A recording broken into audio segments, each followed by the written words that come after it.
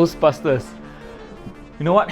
Ghostbusters Afterlife is the sequel to Ghostbusters and Ghostbusters 2, and thankfully it is also a middle finger to the horrible Ghostbusters 2016. Yes, those stupid idiots, they make that stupid film.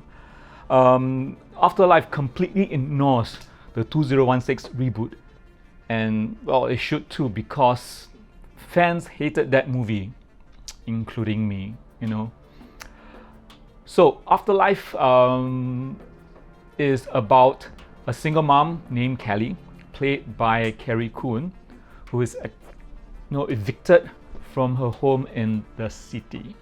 And with no money, no job, no prospects, she drags her two children, Trevor, played by Finn Wolfhard from Stranger Things, and Phoebe, played by McKenna Grace from Annabelle Comes Home. Kind of think of it, she's grown up quite a lot, So together they move to her dad's farm in the middle of nowhere.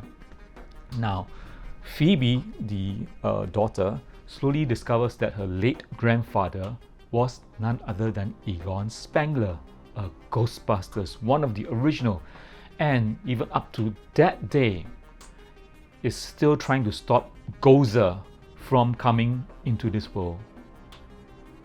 You remember Gozer, don't you?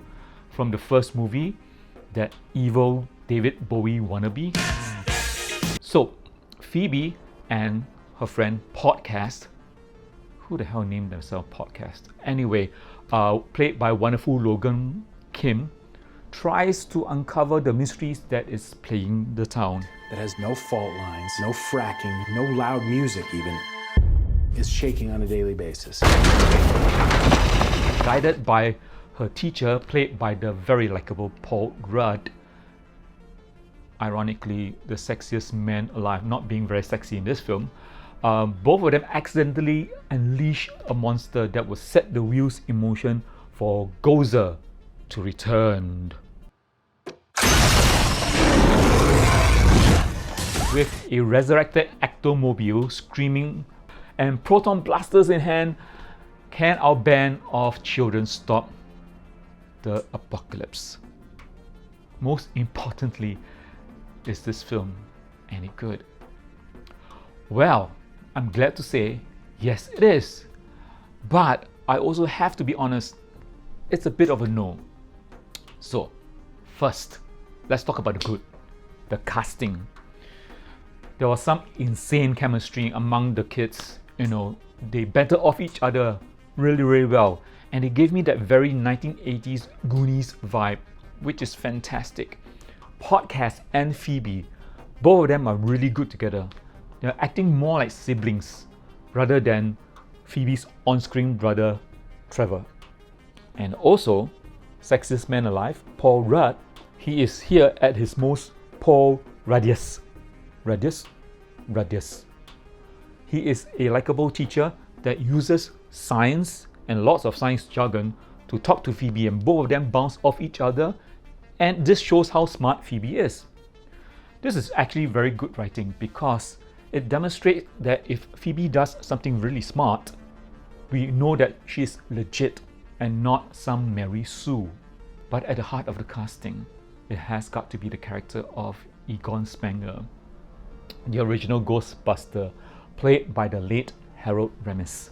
So, bringing the original 4 Ghostbusters back would be a challenge, let alone trying not to be too nostalgic about it, or people will accuse them of fan baiting this film. Actually, it's very tough. But director Jason Reitman, the son of the original director of Ghostbusters, Ivan Reitman, manages to do this swimmingly and with flying colors.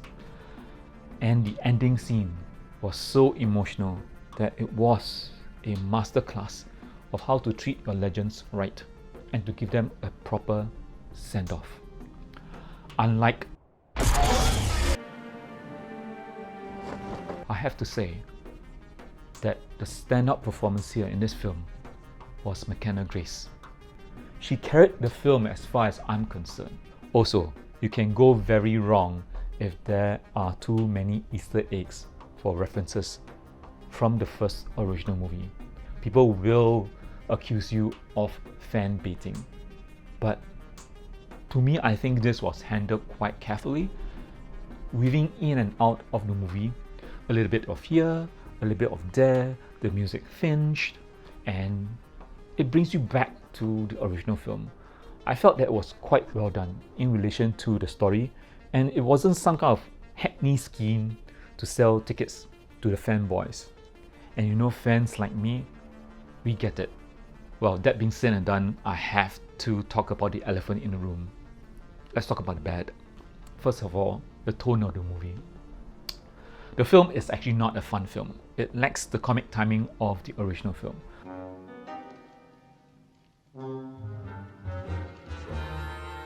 Now, granted, the original film had the cast members from Saturday Night Live, SNL, and the film was way too serious for its own good, this film, Afterlife. What should have been a very light-hearted comedy was made into a Twilight Zone episode. It was just way too serious for its own good. Next, the logic. 3 things I will talk about here among the many. So if you do not know anything about it, spoilers coming out, okay? First, the ghost of Egon Spengler. There was a scene whereby Egon, as a spirit, leads his granddaughter Phoebe to the secret spot where he keeps the ghost trap. Now, earlier part of the movie, he traps a ghost and then he was killed for it. So this trap is where the Keymaster is being housed. And the Keymaster is integral to let Gozer out from her prison. So why did Egon let his granddaughter to the trap so that she can take the trap out? Are you serious? Why? It doesn't make sense. Egon should have stopped her from discovering the trap, let alone even leading her to the trap. And by letting her find the trap and releasing it to the world, it cheaply sets the film in motion without any logic. Second, the ghost roaming the town. When the pit prison in mountains that was containing all the ghosts was destroyed, and then all the demons and ghosts come out and rampage the town and turn the town into chaos. We see a demon dog attacking Paul Rudd. We also see small Stave Puft Marshmallow Man at Walmart being cute but being destructive, walking around, burning himself, creating s'mores. We also see the Walking Dead as cops going to the town, even at the point of even ordering coffee. What I don't get is the town residents. They were pretty calm about this whole existence. The very most is just one scream here and one scream there. But there was no reports of any mayhem on the streets. The news did not report anything at all. No one was running, no one was scared. Why? It doesn't really make sense. And last but not least, Gozer herself. When Gozer escapes. When Gozer escapes and she got her wish, she just sits on the throne and do nothing. I mean, absolutely nothing. All she did was just cuddle the 2 dogs, and that's about it. I mean, if you were in prison for about 1,000 years or so, and you want to seek world domination, don't you think you want to do it immediately when you're out of prison? Yeah. Instead of just sitting around and petting your 2 demon dogs? It doesn't make any sense. Anyway, I mean, don't let these small imperfections ruin your chance to see the original Ghostbusters back for this final goodbye. Ghostbusters Afterlife is a movie with heart and is made of love for the fans. And for that, I am truly grateful. I'm giving Ghostbusters Afterlife a B+. And as always, please click like and subscribe to our channel and turn on the notification button for future content. You're always welcome back anytime. The room is always open.